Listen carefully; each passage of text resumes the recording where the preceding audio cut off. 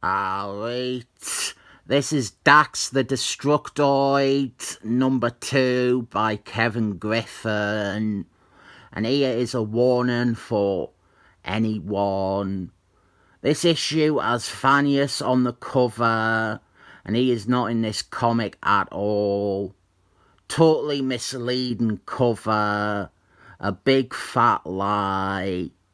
You would expect no less from the artist Milhouse Breitweisers. I promised in part 1 I would not talk about the artist again, so that leaves us with 2 other things to talk about. First is the story, which is really great. Fantastic story, must read stuff. And the second thing is the adverts, which are plentiful. This is the worst they have ever been. Like the first issue, this falls into the time span when Marvel's comics were like 70% adverts. And with this one, it really is the worst that it has ever been. You have seen 6 pages of this issue so far, and 4 of them have been adverts.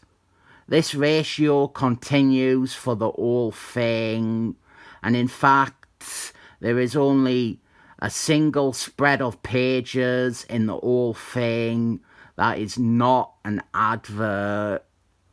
I'm not exaggerating, I'm not gaslighting you. Everything but the very final page of story is accompanied by an advert. It's repugnant, it's deplorable, and it is really well and truly ruining this excellent story. A prison transport ship crash-landed on Earth. Among the prisoners was Drax.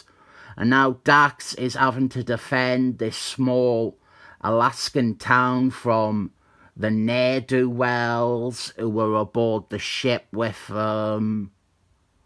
People might think that I am overemphasizing the adverts, that I am giving them too much thought or too much time, and that comics have always had adverts and you get used to them. That is true. Comics have always had adverts and you do get used to them. They are fine, usually, but the amount in this is unfathomable. It is truly impossible to read this without the adverts getting in the way. You are legitimately reading a page of the story at a time and then being interrupted by an advert. You can't just turn the page, yeah, but oh, we have an advert on this side this time. The point is, you have to read this accommodating the amount of adverts. You are turning every page. You're not getting much momentum going with the story. It is like if you were to watch a movie film and you paused it every 15 seconds and then continued. And then there's also the double page adverts. And another comparison to make is if you were watching a YouTube video and every 10 seconds of video there was another YouTube advert. Yeah, you can skip most of them after 5 seconds, but you would just stop watching the video rather than put up with the constant bombardment of advertisements interrupting what you're trying to watch. And it hurts this so much because it is a wonderful comic. It is a tremendous miniseries. I recommend it a lot, but I cannot in any way ever recommend the single issues because the amount of adverts is flat out obscene. And at this point, I want you to think. In this video, I have not gone, oh, and here is another advert, and here is another advert. But there really has not been a single page without an advert. Feel free to rewind this video or keep track at home. I promise you, I am being fully truthful. I am not bending facts or purposely skipping a page because it doesn't follow my narrative. There has not been a single page without an advert. The adverts, if you pay attention to them, they also distract enormously because you see this and you ask yourself, whatever happened to Catherine Zeta-Jones? There was one earlier for House of Wax, which evokes a laugh because Paris Hilton is listed in the cast. Yeah, I admit, any comic book reader worth their weight in stevia isn't paying any heed to the adverts. In a comic with a reasonable amount of advertisements, I didn't really focus on them much. I just turn the page, or I spend 5 or 10 seconds absorbing whatever information they convey, but it is unavoidable here. There was a page earlier on with Moon Garden. There was a bit with Drax remembering his beautiful bald daughter, and I never even mentioned it. The adverts are that overwhelming. I actually wanted to say a lot about this series and how this is a successful reinvention of a character. It is a top-tier revamp, and how it doesn't shed all of Drax's past or ignore elements that get in the way of this new version. Stuff like Moon Garden and Phineas, they are not important to this story being told here, but they are still important to Dax's character. He mentions his daughter a lot. And then we have Pybok, the power-skrull, and anyone with half a brain, which probably is nobody reading this after all these adverts. You can't guess that this shape-shifty alien, he is responsible for the deceit on the cover. Now would be a great page to have to show that, but because of the amount of adverts, you have single pages like this, and the story seems to progress so slowly. Read this in trade or on digital.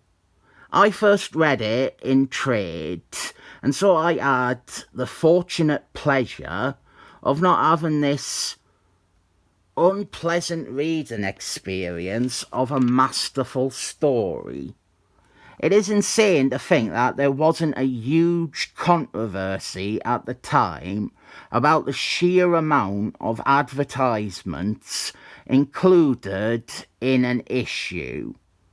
But one thing I will compliment is that it's not every day you see an advert for a DC thing in a Marvel comic. On the flip side, they had that much advertising space. They let DC in. Now this advert is fun because it coincides with the story. Pybok, he gets ready to face Drax here. And then we have this advert for this Phineas statue. And well, Pybok, after the next 2 pages, Pybok, he transforms into Phineas to fight Drax. I take back what I said. The amount of adverts managed to distance this so much from the Phineas advert that it is no longer a cute coincidence. Best 2 pages of the comic here. The only time in the entire thing where there is not an advert breaking it up. Please rewatch the video and see for yourself. This is the only spread of 2 pages which doesn't have an advert. By all rights, this deserves tearing up for the disgusting amount of adverts. But it's a real conflict here, because the comic itself is amazing. I couldn't recommend the actual story more. You didn't need to like Drax. You didn't need to care about Drax. This story will hopefully make you like him and care about him. There are some traits in there that are a bit ordinary, a bit well worn, a bit expected maybe, but they are all done well here. I rate this too many adverts. Epilogue. After some thinking, I have to alter my recommendation. I recommend you all pirate this comic illegally. It is not available by itself in a trade anymore, and I would not recommend anyone buy a giant omnibus or a big fat trade jam-packed with a bunch of other stuff to drown this out. You can get the issues digitally, but I think Marvel got enough money with all the ad space in this issue. So I encourage you to illegally pirate the 4 issues of Drax the Destructoid, to really stick it to the big company for this thing that they did 16 years ago.